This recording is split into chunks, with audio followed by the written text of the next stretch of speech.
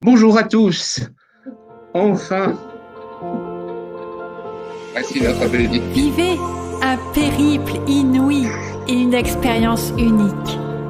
Profitez de l'accompagnement de conférenciers spécialisés et inspirants, au travers de pays regorgeants d'histoire et de culture.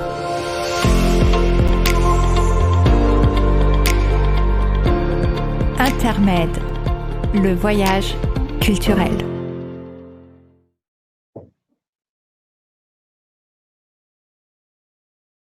Ça a l'air bloqué. Non, c'est bon. Ah, bonjour à tous. On a été trahi par la technique, vous l'avez bien compris. Et oui, je vois des déconnexions. Ah oui, quelle attente.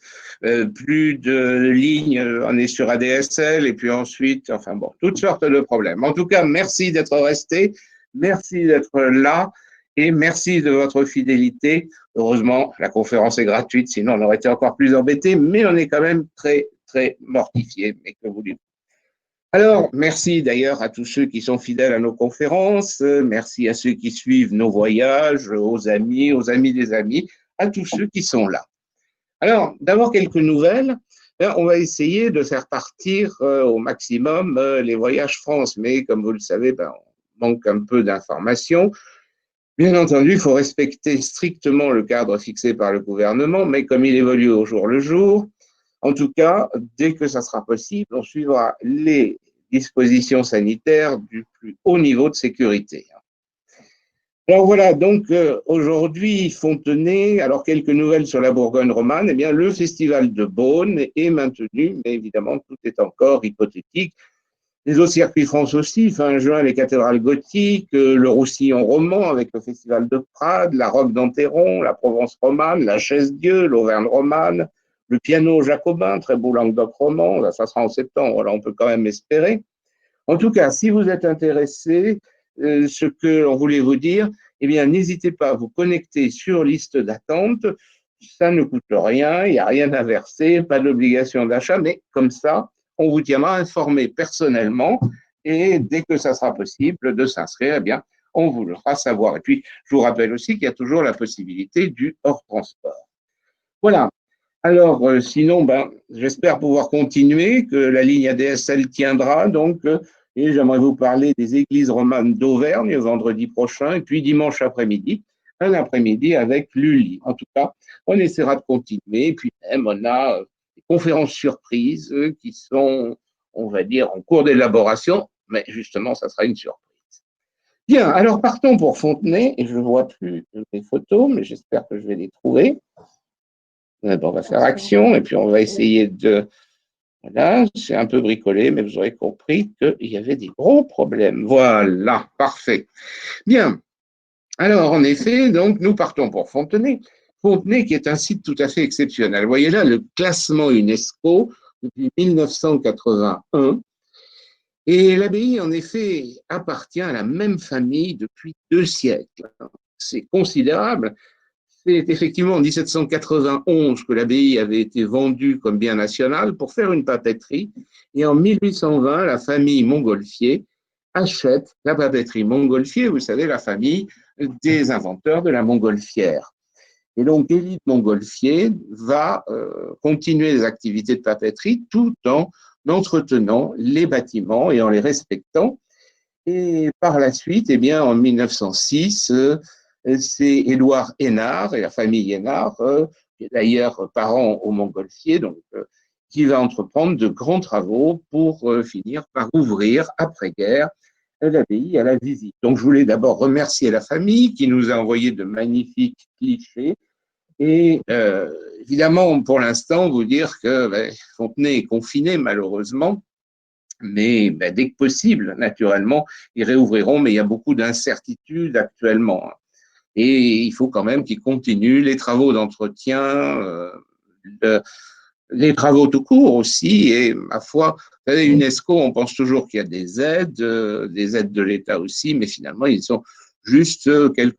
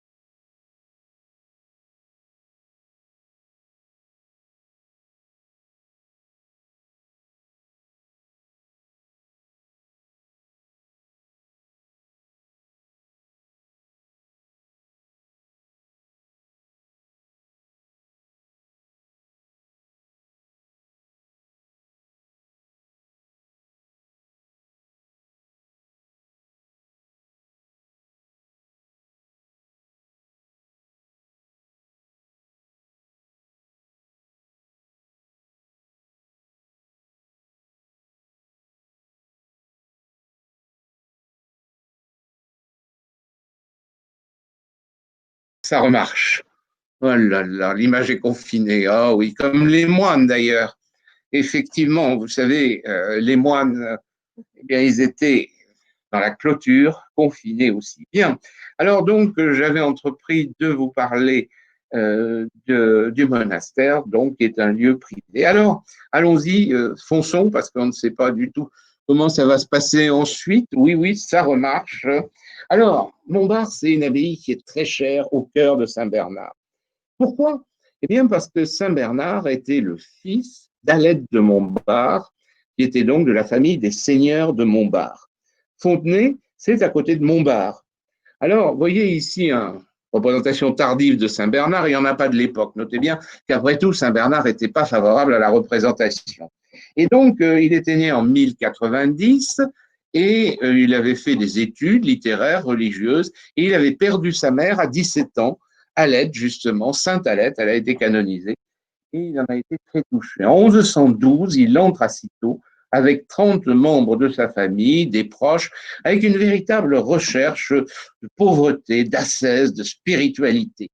Et Cîteaux, c'est le nouveau monastère, celui qui avait été fondé en 1098 par Robert de Molesme, qui n'est pas resté d'ailleurs, et c'était un monastère finalement qui périclitait un peu. Comme le disait l'abbé Étienne Harding, nous avions eu peur que ce qui était né avec nous ne disparaisse avec nous.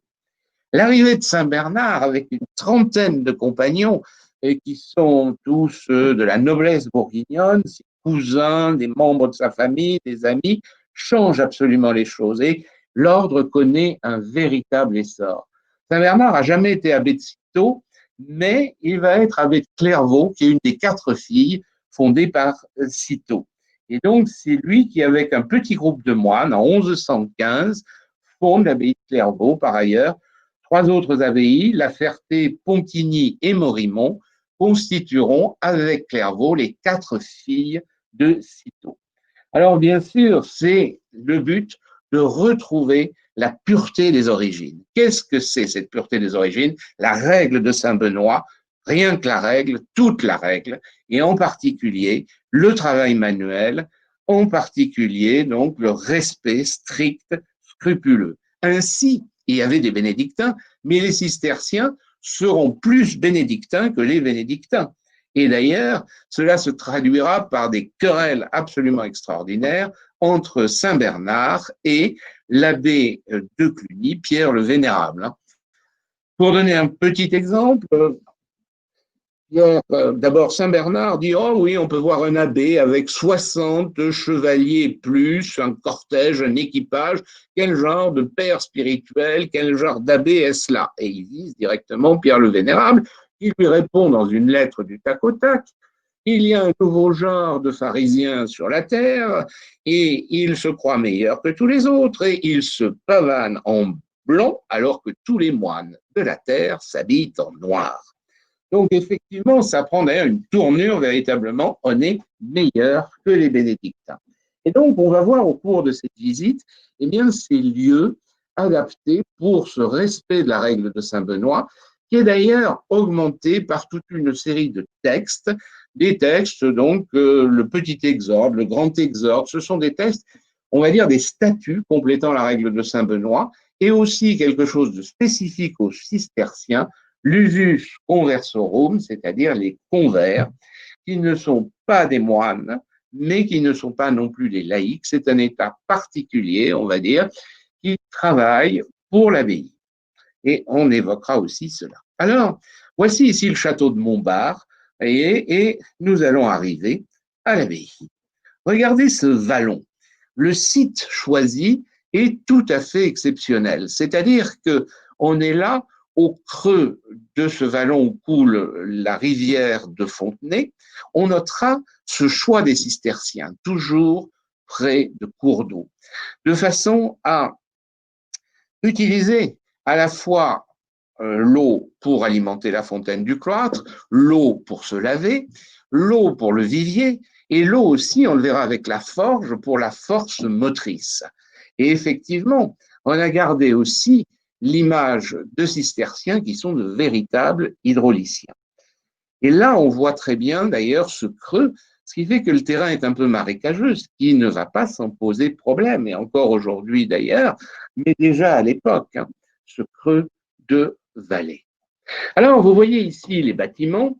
Donc, on va entrer, vous voyez, on est arrivé au parking, là, en bas. On va entrer par la porterie. Et puis, nous verrons en face des bâtiments qui sont des bâtiments classiques du XVIIIe siècle. Il y a même, vous voyez, en 13, voilà, en 12, pardon, là, à côté du chauffoir, vous avez toute une galerie du XIXe siècle.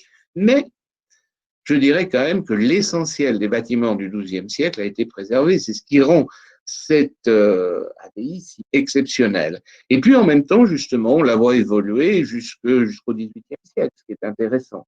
Alors, vous voyez ici, en saumon, on va dire, couleur saumon, vous avez ces bâtiments qui sont l'église, le cloître et les bâtiments, on va dire, de vie, de prière et de vie des moines. Et c'est ce que nous visiterons. Et puis, vous avez les bâtiments en brun, avec en particulier la forge à droite. Alors, nous voici à la porterie. Et cette porterie, elle a été refaite. L'abbaye avait une enceinte. Hein. L'enceinte n'a jamais été défensive, mais elle était pour empêcher simplement les moines de sortir. Hein, c'est-à-dire, il s'agissait de la clôture. Clôture, claustrum. C'est ce qui a donné le nom de cloître, hein, bien entendu. Donc, le moine, et au départ, le nom du moine, il faut le rappeler, c'est monos en grec, celui qui vit seul. Mais finalement, les moines se regroupent. La vie religieuse individuelle regroupée. Et donc, la porterie a été refaite. On avait en effet la porterie à côté la maison des hôtes. Elle a été refaite, mais à la fin du Moyen Âge, au XVe siècle. Il y avait une porterie du XIIe siècle et il y avait la demeure des hôtes, car les cisterciens n'admettaient pas d'étrangers au monastère à l'intérieur de la clôture. En même temps, ils les accueillaient et ils disent même qu'ils doivent les accueillir aussi bien que si c'était le Christ lui-même. Cependant, à la différence des bénédictins, qui par exemple admettent des laïcs dans leur église, eh bien, il y a une chapelle, il y a une hôtellerie pour les autres. Alors là, ce sont quelques éléments qui subsistent. Et sans doute à proximité aussi, vous aviez des bâtiments du duc de Bourgogne qui venaient, et on va y revenir. Il avait un chenil d'ailleurs ici, et il chassait dans les environs, on ne sait pas exactement où il résidait à ce moment-là.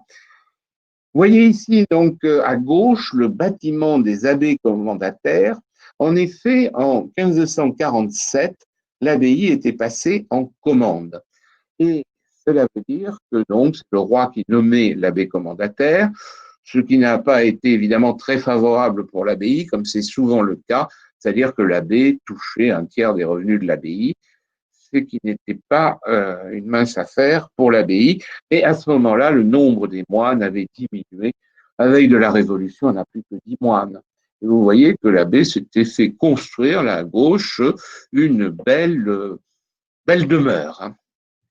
Et voici ce pigeonnier. Alors, c'est sans doute aussi dans cette zone qu'il y avait le chenil, le pigeonnier, avec sans doute pour la tour des structures anciennes, difficiles à analyser. Peut-être la maison aussi était au départ celle du maître du chenil. Voici d'ailleurs un des chiens qui rappelle cette fonction, mais qui était vraiment lié au duc de Bourgogne, absolument pas aux cisterciens. C'est vraiment quelque chose de particulier qui est d'ailleurs bien postérieur au XIIe siècle. Voilà, nous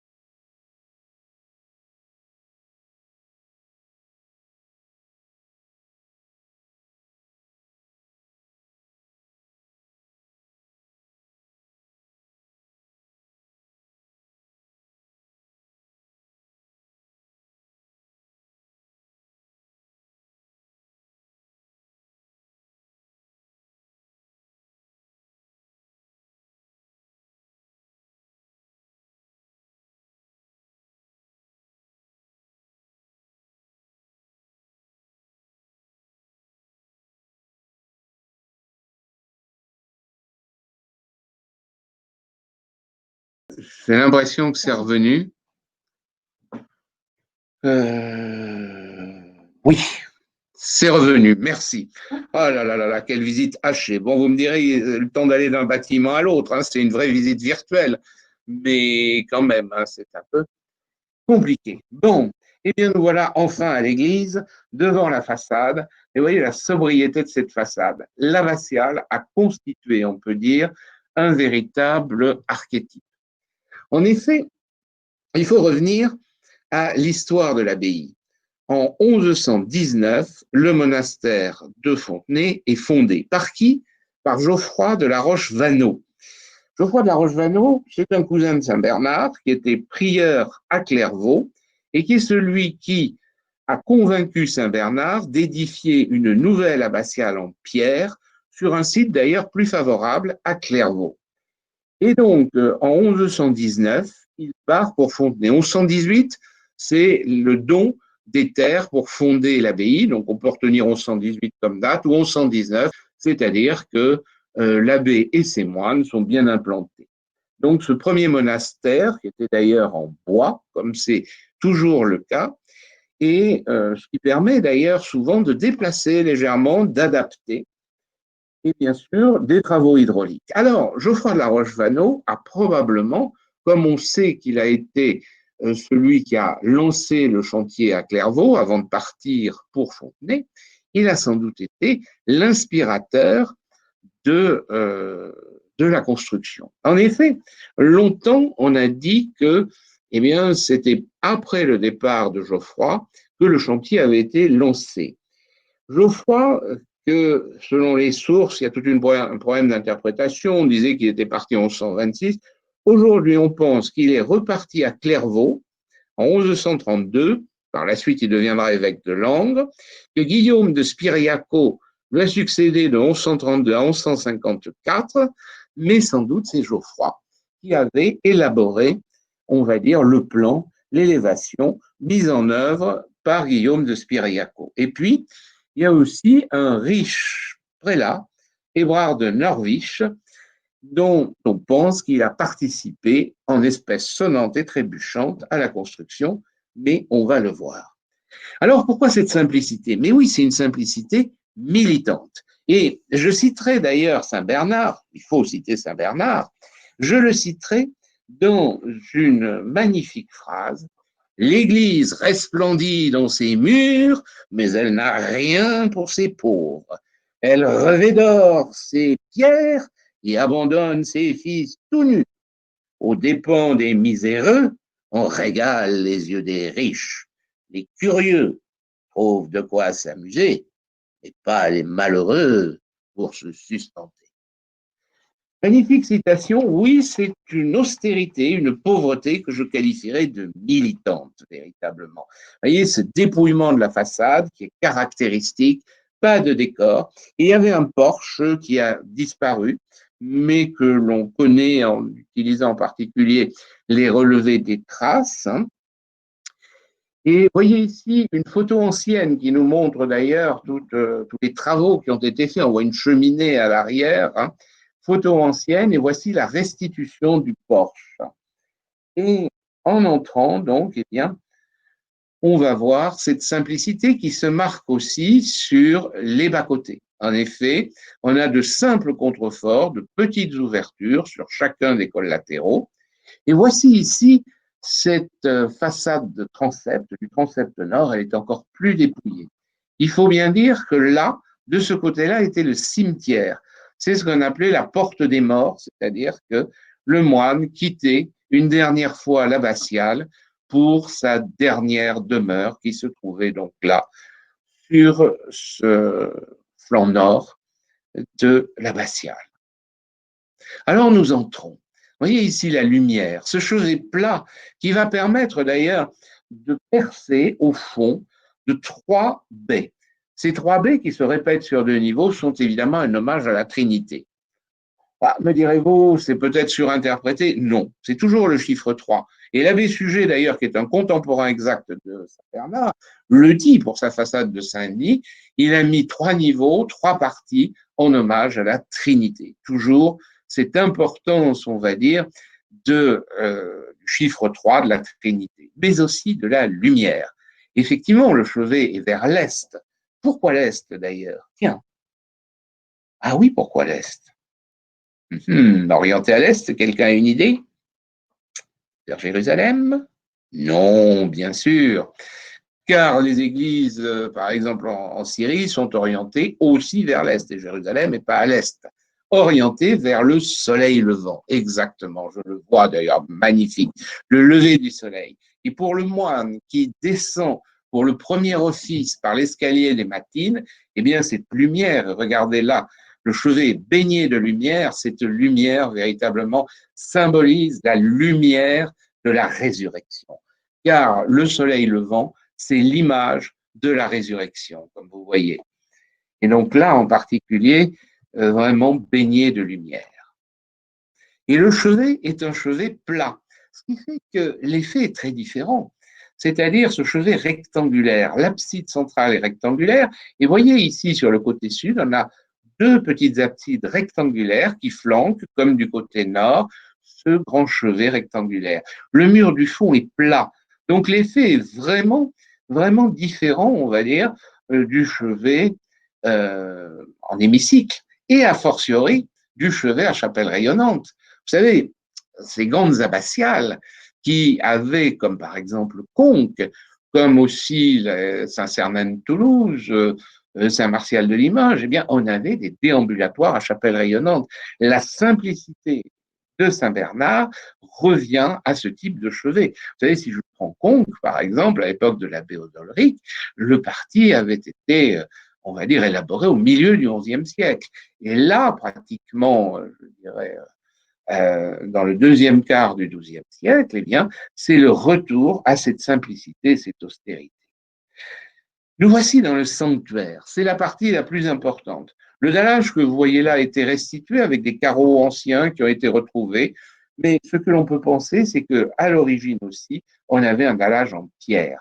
Il fallait marquer le sanctuaire toujours. Le sanctuaire, c'est l'emplacement où est l'autel.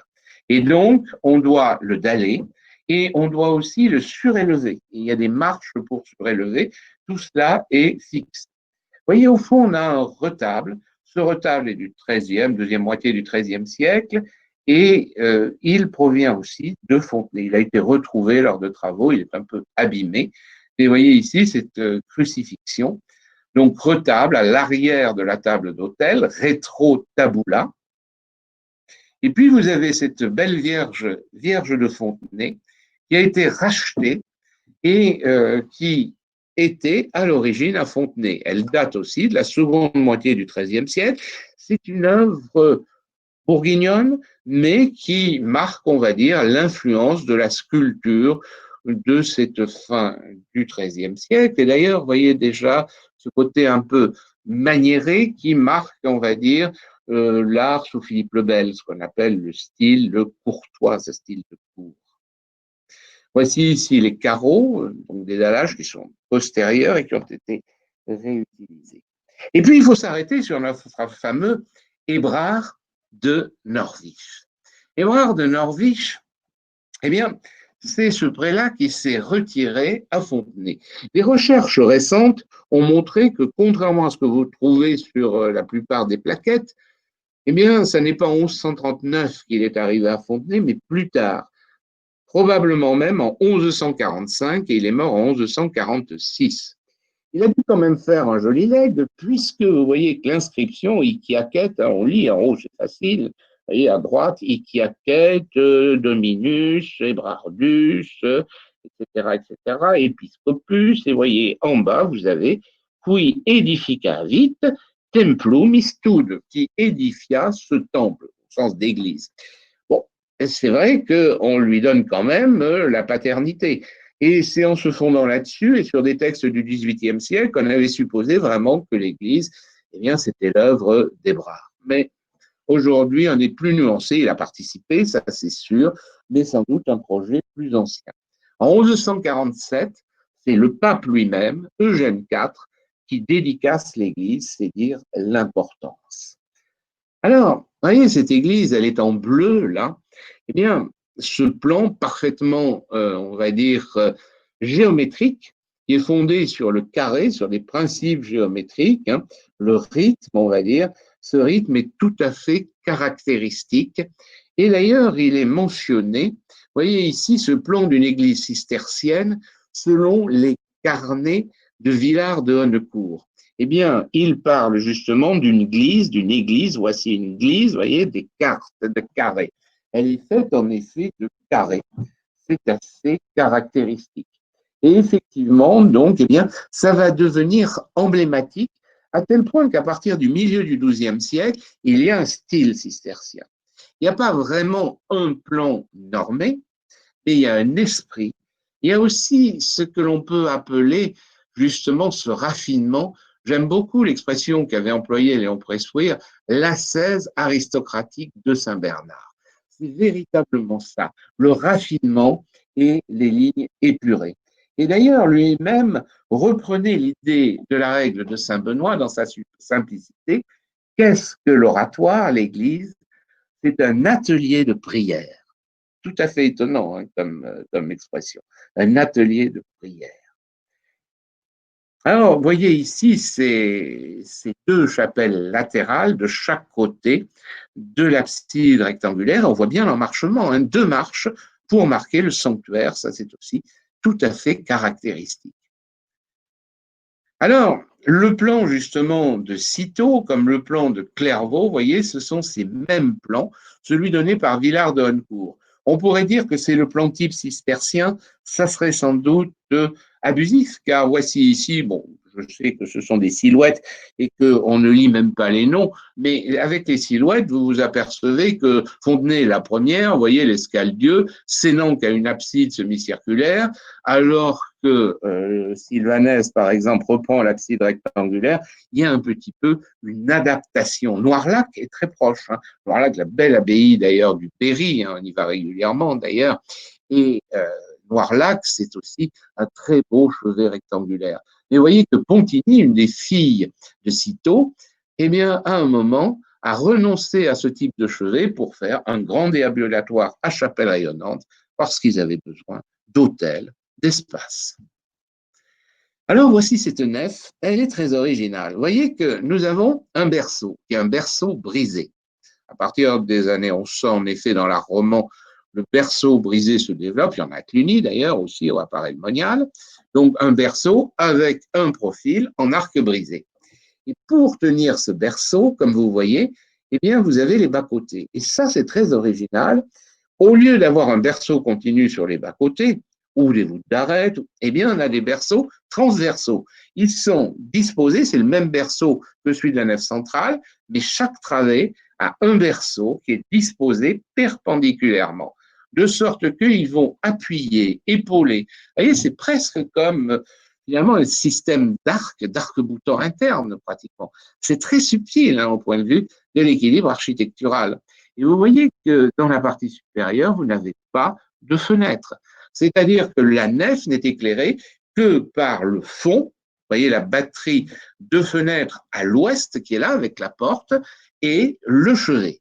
Et donc, ça crée vraiment un effet. Puis, bien sûr, vous avez les fenêtres qui amènent un éclairage indirect sur les murs extérieurs, les murs vitraux des bas-côtés. Alors, on voit d'ailleurs ici bien le collatéral et le collatéral sud. L'acoustique est extraordinaire dans ces églises. Il y a en effet une acoustique cistercienne type. Cette question de la musique est tout à fait essentielle. Vous savez, en effet, eh bien, on donne par exemple des concerts, que ce soit d'ailleurs à Fontenay, que ce soit à Noirlac, eh bien, il y a une résonance. Et la musique cistercienne, c'est, on va dire, adaptée justement et même à développer des solutions originales. À la fin, je vous en reparlerai pendant quelques instants. Voilà la sculpture. Sculpture, c'est vraiment des chapiteaux d'une sculpture dépouillée. Ici, ce sont des corbeilles lisses.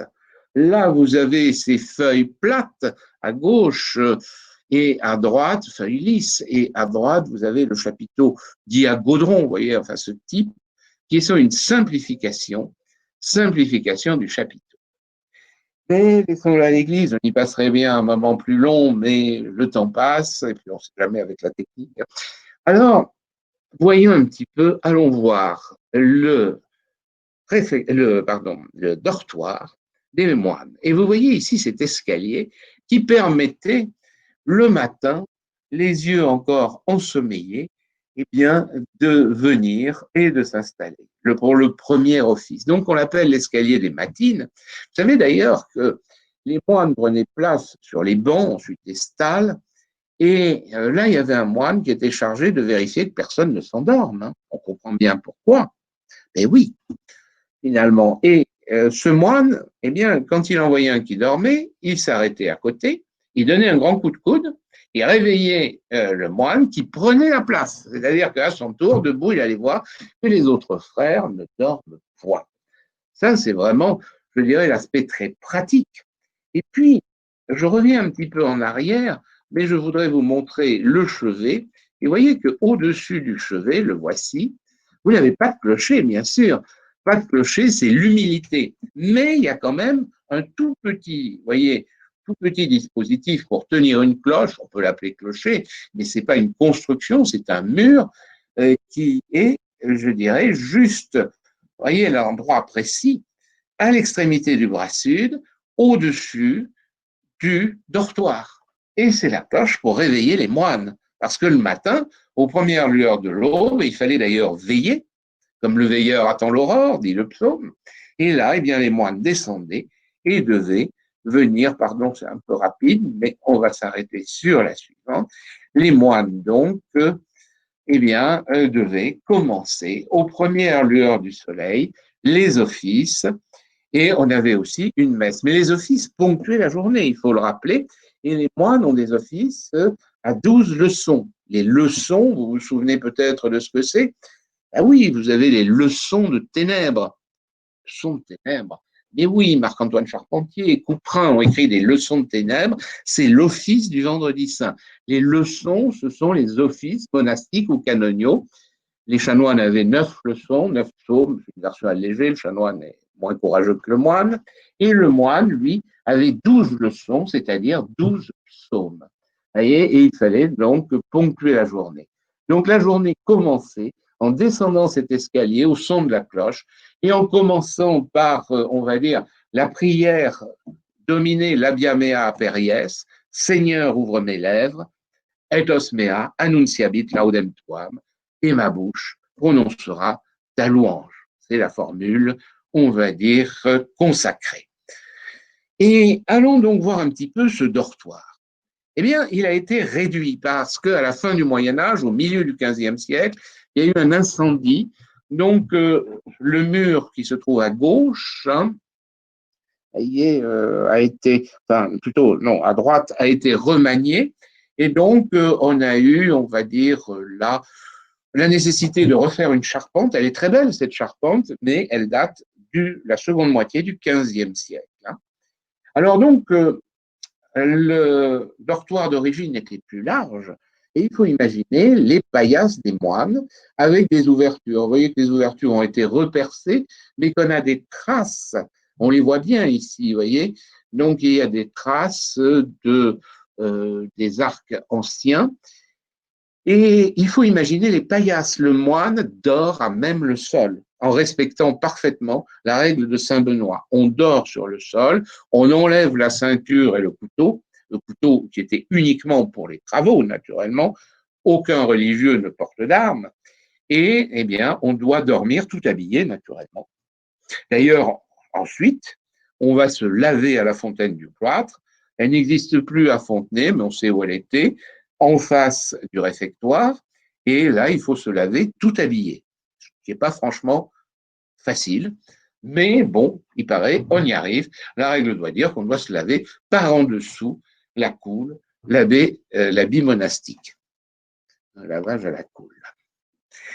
Alors, voici ici le cloître. C'est donc l'articulation des bâtiments. Et Saint Bernard en parle aussi, c'est une ouverture vers le ciel.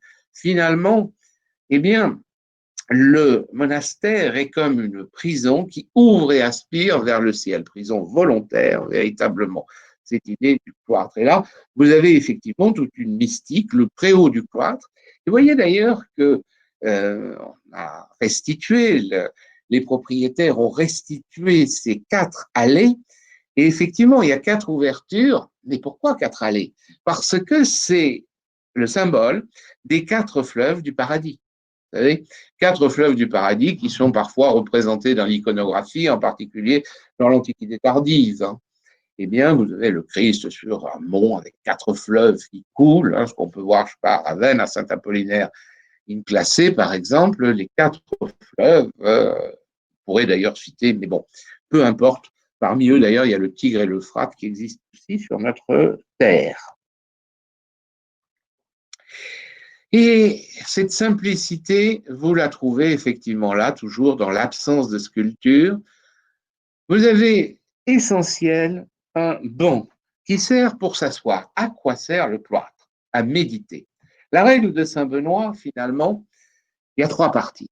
Il y a la prière, les célébrations, donc orare. Il y a le travail manuel, lavorare, travailler de ses mains. Et il y a ce qu'on appelle la lectio divina, la lecture, la méditation. Vous voyez, et ça, c'est tout à fait essentiel aussi. Et donc, dans le cloître, le moine doit lire. Là encore, il y a un préposé pour aller vérifier qu'il n'y en ait pas qui roupille, vous voyez, tranquillement, capuchon baissé. Non. Et c'est l'abbé qui donne les livres à lire. Et c'est pour ça que dans le cloître, vous avez l'armarium. Vous voyez, on l'a ici à Fontenay, c'est-à-dire que c'est une bibliothèque, un grand placard, où on va conserver les livres pour lire dans le cloître. Bien sûr, ce n'est pas la bibliothèque, elle est plutôt dans la salle de travail des moines. Mais les livres sont répartis finalement à cette époque-là. Il n'y en a pas beaucoup d'ailleurs. Imaginez les manuscrits, le temps qu'il fallait pour les copier. Bien, déjà, quelques centaines de manuscrits, c'est une bibliothèque gigantesque à cette époque-là.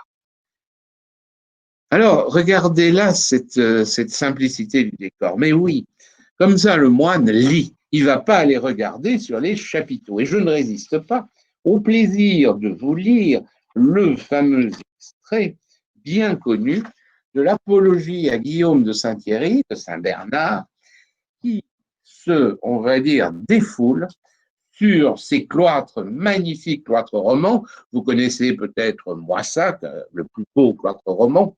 On y va d'ailleurs avec le Languedoc roman. Et donc, voici ici ce que dit Saint Bernard. Alors, je vous le lis. Mais que font dans les cloîtres, devant les frères en train de lire, ces grotesques qui prêtent à rire, ces beautés d'une étonnante monstruosité ou ces monstres d'une étonnante beauté? Que font là des singes obscènes et ces lions féroces, et ces monstrueux centaures, et ces créatures à moitié humaines, et ces figures aux poils tachetés, et ces soldats qui combattent? En un mot, il y a partout une variété de formes différentes, si grandes et si extraordinaires, qu'on a plutôt envie de lire sur les marbres que dans les livres, et de passer toute sa journée en examinant ces images une à une, plutôt que de méditer sur la loi de Dieu. Tout est dit. Au moins là, on n'a pas l'attention détournée, bien qu'il y ait une remarquable harmonie. Alors, continuons notre visite. Et en bordure du cloître, dans le prolongement du bras sud de l'église, au-dessous du dortoir, le dortoir est à l'étage, comme vous l'avez vu, il y a traditionnellement la salle capitulaire. Sur mon petit schéma, je l'ai mis en vert, et j'ai mis en vert un peu plus foncé, eh bien, les travées qui ont disparu. Elle était carrée, cette salle. Donc, il y avait 4 piles au milieu, et malheureusement, donc, eh bien, elle a été réduite au moment où on a eu les problèmes sur le dortoir, l'incendie, donc à la fin du Moyen-Âge. Et vous voyez qu'en bleu, il y a 2 petites travées, elles étaient 3, en bleu foncé. Donc, 2 petites travées contiguës à l'église, probablement une sacristie. Et la sacristie se développe d'ailleurs, surtout à partir du début du XIIIe siècle. On rappelle, par exemple, dans le concile de la 34 de 1215 qu'il faut faire des sacristies. La salle capitulaire, et puis après, vous avez, vous voyez, je l'ai mis en saumon, vous avez une petite salle qui est le parloir. Le parloir, d'ailleurs, on va y revenir, ça n'est pas le parloir d'une prison où vous avez des gens de l'extérieur qui viennent rencontrer un moine, pas du tout, mais nous allons voir ça. Alors voici ici la petite pièce qui sert de sacristie. Ce qu'on remarque tout de suite, c'est l'utilisation des ogives. On est à la fin, dans la seconde moitié du XIIe siècle, et finalement, c'est les cisterciens qui ont sans doute été un des véhicules de cette architecture gothique, du premier art gothique, véritablement. Et en effet, c'est très adapté pour cette architecture. Le côté graphique, le côté simple. Et puis, vous avez donc là la magnifique salle capitulaire. La salle capitulaire, regardez, elle ouvre sur le cloître et elle ouvre largement. Pourquoi?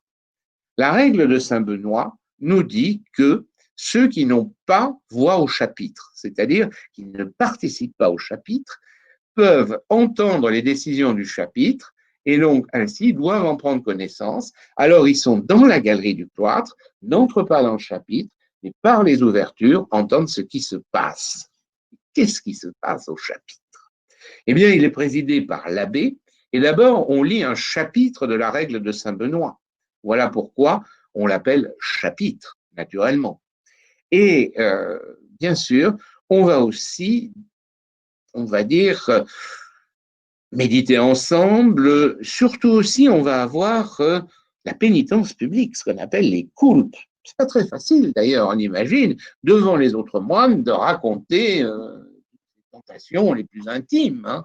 Et le moine doit résister. Et vous avez vu d'ailleurs la statue de la Vierge.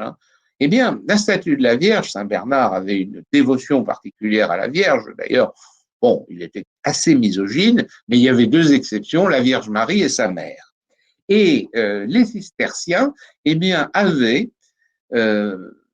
des vierges, c'est-à-dire qu'il n'y a pas vraiment de sculpture, mais, et vous le trouvez chez Hugues de Fouillois dans Le Miroir de l'âme, c'est un cistercien, qui dit qu'il faut avoir dans l'oratoire le Christ en croix pour méditer sur les souffrances du Christ et la statue de la Vierge, parce que ainsi, c'est la perfection de la virginité et c'est naturellement une incitation pour le moine, voyez où je veux en venir, dans les péchés que le moine peut commettre. Eh bien, comme le disait d'ailleurs Raoul Glaber autour de l'an 1000, il disait qu'il avait vu un être, on va dire, avec une queue fourchue et des pieds, des sabots, en train de rôder près des couches encore humides des moines.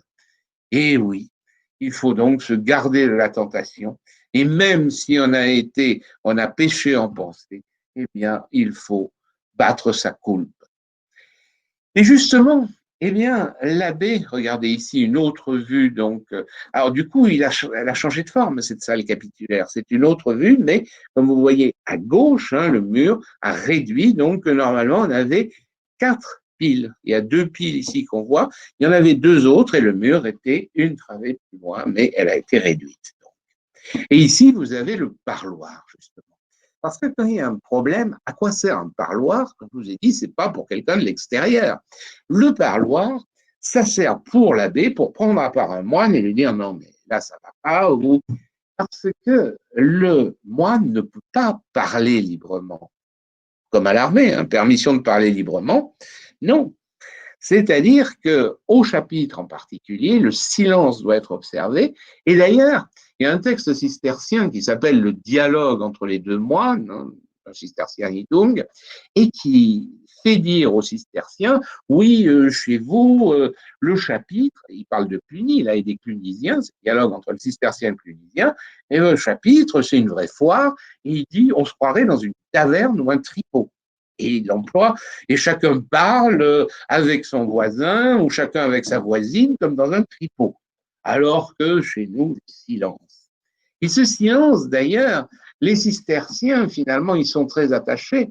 Et quand, eh bien, au XVIIe siècle, on aura, si vous voulez, un certain relâchement, eh bien, vous avez une nouvelle fondation, la stricte observance.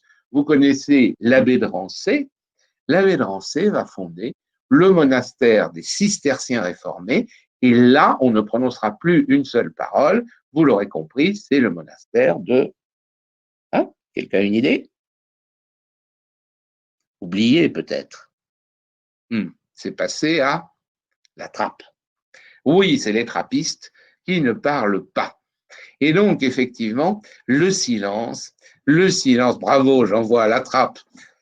Et donc, effectivement, au XIIe siècle, on le respecte strictement. Par la suite, ça avait un petit peu changé. Et nous sommes maintenant au cœur de l'hiver, il fait froid. Et vous savez que les températures en Bourgogne peuvent baisser. Eh bien, heureusement, il y a le chauffoir. Le chauffoir, c'est l'abbé qui décide quand les moines doivent aller au chauffoir parce qu'il fait très froid. En outre, si vous avez des copistes, par exemple au scriptorium, les doigts gourds, comment voulez-vous copier un texte si vous avez les doigts gourds? Et donc, eh bien, il faut à ce moment-là aller au chauffoir. C'est la petite salle qui est en jaune. Et je vous ai mis en bleu le réfectoire. Malheureusement, il a complètement disparu. C'est au XVIIIe siècle, c'est les moines eux-mêmes qui l'ont fait disparaître, sans doute pour des raisons d'entretien, de stabilité. Et puis, vous voyez en mauve, alors que le réfectoire était disposé, comme vous voyez, non pas le long, mais pour gagner de la place, il était perpendiculaire à la galerie du cloître. Et le long aussi du cloître, vous aviez ce que j'ai mis en mauve, on ne connaît pas les limites, mais il y avait le cellier qui était toujours du côté occidental. C'est une disposition très stéréotypée. Vous savez, ça remonte à l'époque carolingienne. Vous avez ce fameux plan de Saint-Gall des années 820, qui est le premier avec un espace modulaire autour du cloître. Et vous avez vraiment déjà cette disposition-là. C'est autour de ces années-là, les conciles d'Aix-la-Chapelle de 816-817. Là, on a créé cette norme. Et les cisterciens l'appliquent véritablement scrupuleusement, cette organisation, cette articulation autour du cloître. Et si vous regardez les monastères de l'Antiquité tardive, eh bien là, il n'y a pas de disposition régulière. D'ailleurs, dans le monde orthodoxe, qui est resté, on va dire, fidèle à la tradition de l'Antiquité tardive, il n'y a pas de cloître, il n'y a pas ces bâtiments organisés. Vous allez en Grèce, en Russie, dans les monastères, vous aurez à un endroit le réfectoire, ailleurs les bâtiments des moines, ailleurs une ou plusieurs églises. Là, tout est resserré, compact véritablement. Ça, c'est vraiment original. Alors donc, plus de réfectoire, on restera sur notre fin pour le réfectoire, et plus de cellier. Et le cellier, eh bien, c'est très important d'ailleurs. Il y avait un frère cellérier et il fallait effectivement approvisionner le cellier du vin et bien entendu de la nourriture. C'est pour ça que le cellérier était un des officiers du monastère. Il avait un rôle très important, le cellérier. Il devait être un homme sobre, un homme économe, un homme qui surveille, d'autant plus que pour alimenter le cellier, il fallait amener de l'extérieur par les convers. Donc, il surveillait, c'était un des responsables. Mais malheureusement, je vous dis, on sait peu de choses. Et c'est à proximité de ce cellier qu'on devait avoir les bâtiments des convers qui n'existent plus ici.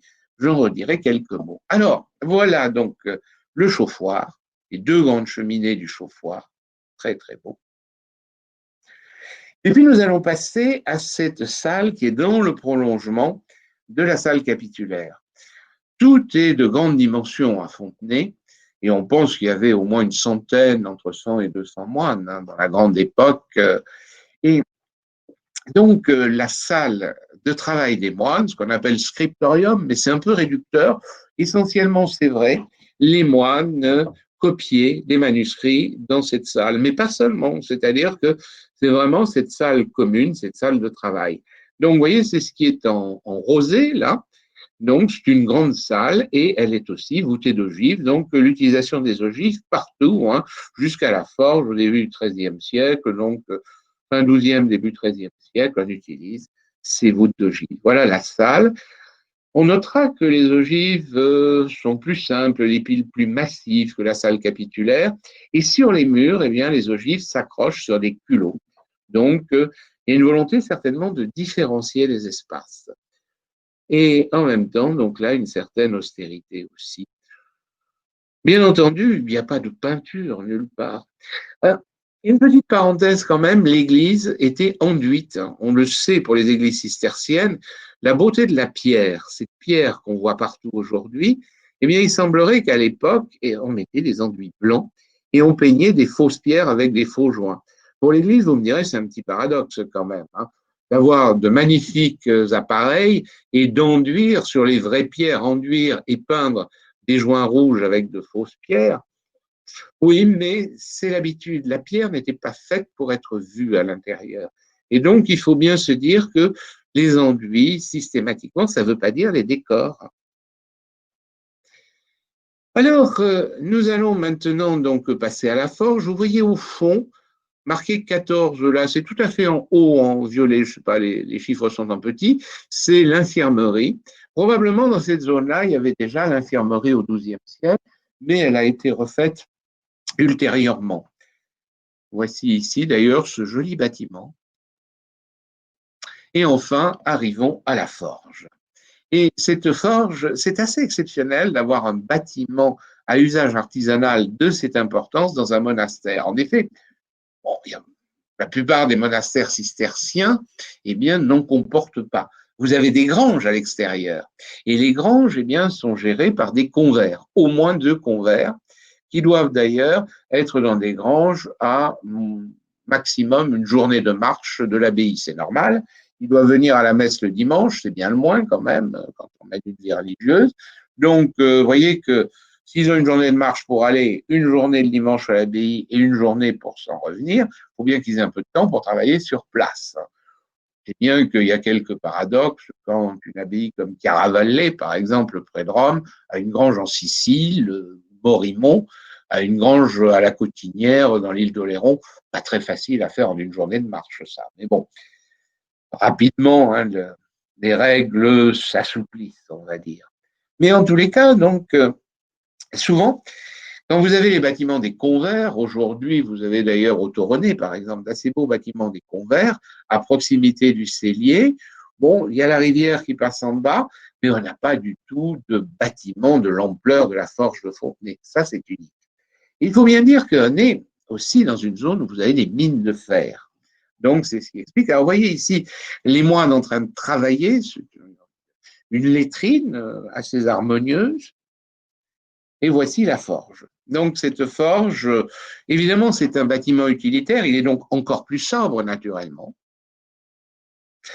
Et vous voyez comme elle était, c'est une carte postale, environ de Montbard, Côte d'Or, abbaye de Fontenay, bâtiment de l'ancienne forge des moines. Mais on voit qu'il y avait sur la droite du bâtiment la roue à aube. En effet, les moines avaient canalisé, avaient créé, on va dire, un bras de la rivière de Fontenay pour, on va dire, permettre d'alimenter leur force motrice.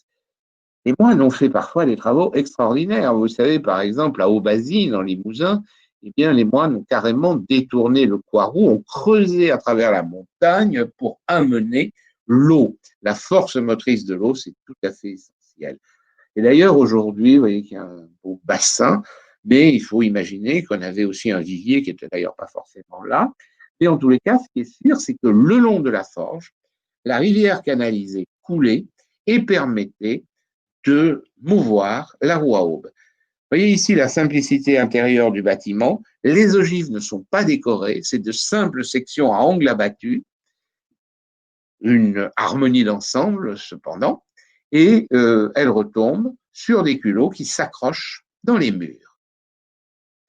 Alors, vous avez ici, évidemment, une reconstitution, vous l'aurez compris, mais c'est une très bonne chose parce que, donc, pour la visite de l'abbaye, pour mieux imaginer, eh bien, les propriétaires ont reconstitué les systèmes des marteaux qui étaient mus par la roue à aube. Et vous voyez ici le marteau pour forger. Donc, on avait le soufflet, bien sûr, mais aussi le marteau. Après, on remplacera par des systèmes ultérieurement, vous savez, de martinet. C'est une région vraiment riche en fer, car vous savez que tout près d'ici, à Montbard, vous avez les forges de Buffon du XVIIIe siècle, pré-industrielles. Finalement, quoi de mieux que de passer de la forge des années 1200, de la forge des moines, à celle de Buffon au XVIIIe siècle et de la technique du gros marteau ou martinet, vous savez, qui est ce système qui tourne et qui bat très, très vite. Et on a là la cheminée, et voilà la roue à eau qui a été reconstituée. Donc, vous voyez, le ruisseau coule le long, il est canalisé le long du bâtiment, la roue à eau qui va mouvoir, on va dire, avec des axes, et on va ainsi avoir le marteau qui va se lever et retomber. Bon, là, je n'ai pas pu résister, mais je sais qu'on n'y voit rien. Laissez les plans, les coupes. Ce que je veux juste vous montrer avec ça, c'est que vous voyez, bon, vous devinez, vous avez des canalisations d'eau par en dessous. Et en effet, partout, on a des canalisations. Vous savez qu'à l'extrémité du dortoir, il y a même une canalisation. Vous allez me dire, mais qu'est-ce qu'elle fait là? Ben oui, le dortoir a été remanié, mais il y a une chose qui manque au dortoir. Tiens, oui. Qu'est-ce que vous mettriez au bout du dortoir qui sera en rapport avec une canalisation? Quelqu'un a une idée? Oui, bravo, ben bien sûr, les latrines en pleine nuit. Comment voulez-vous faire? Ben oui, les WC, c'est plus moderne, mais ça, water closet ou latrine, ça revient au même, effectivement.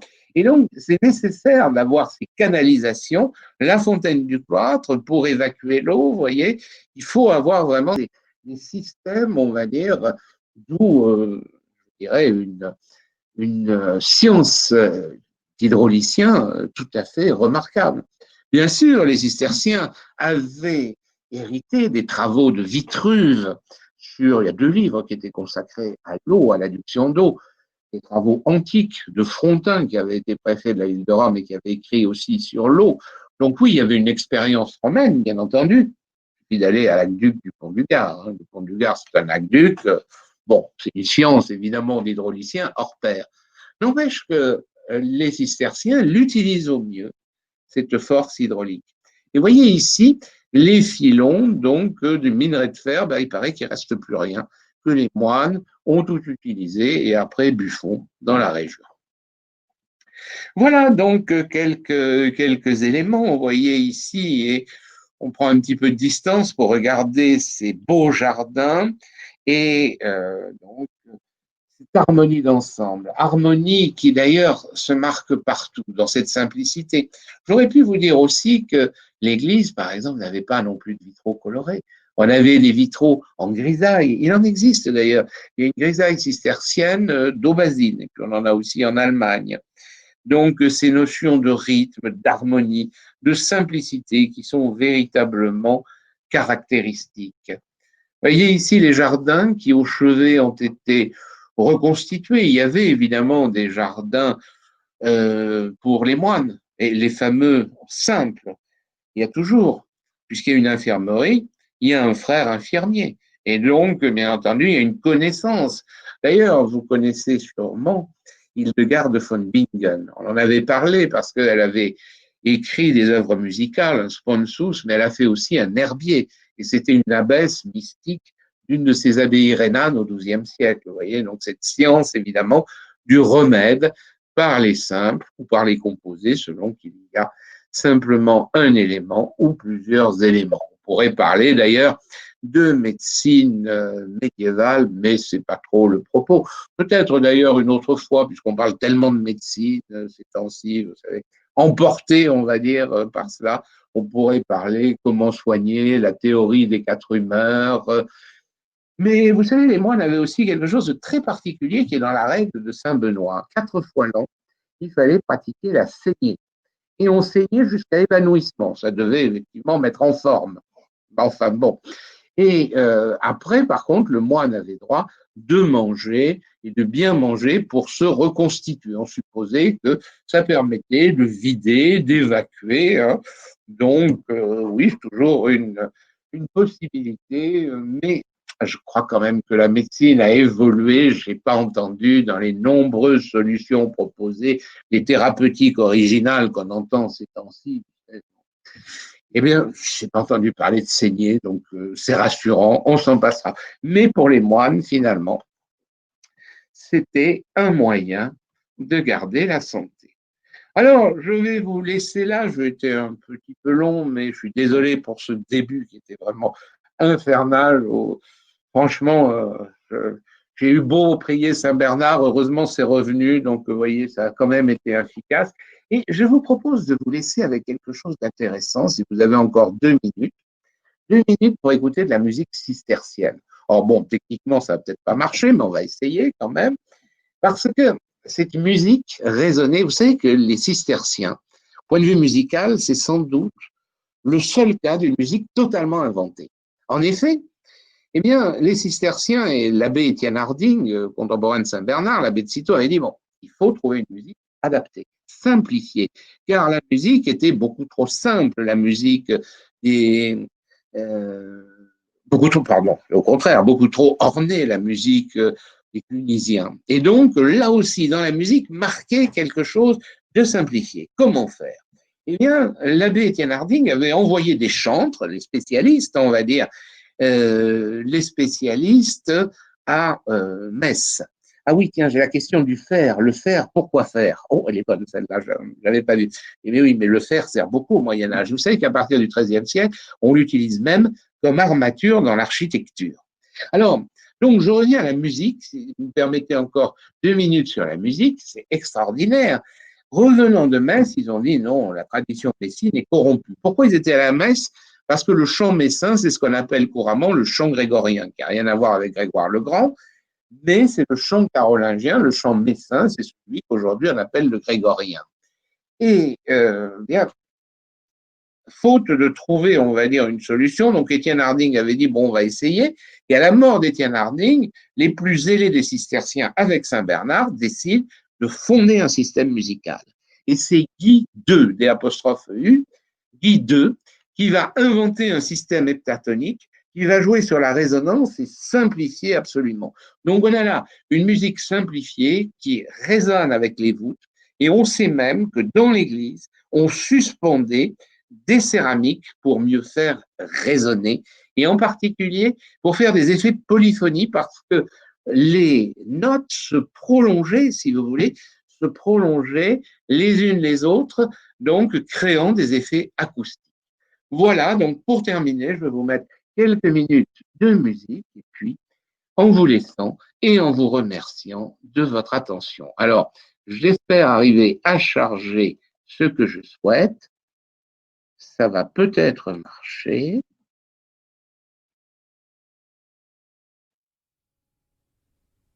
J'ai l'impression que ça marche.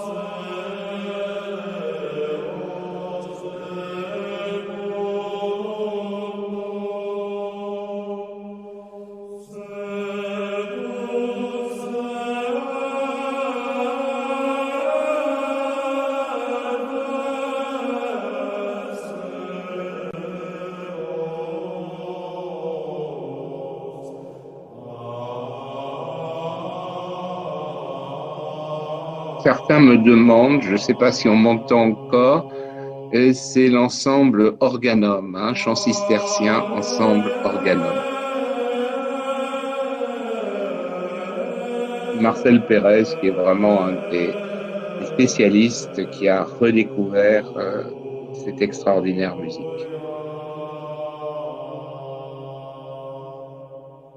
J'ai les Templiers pour une autre fois.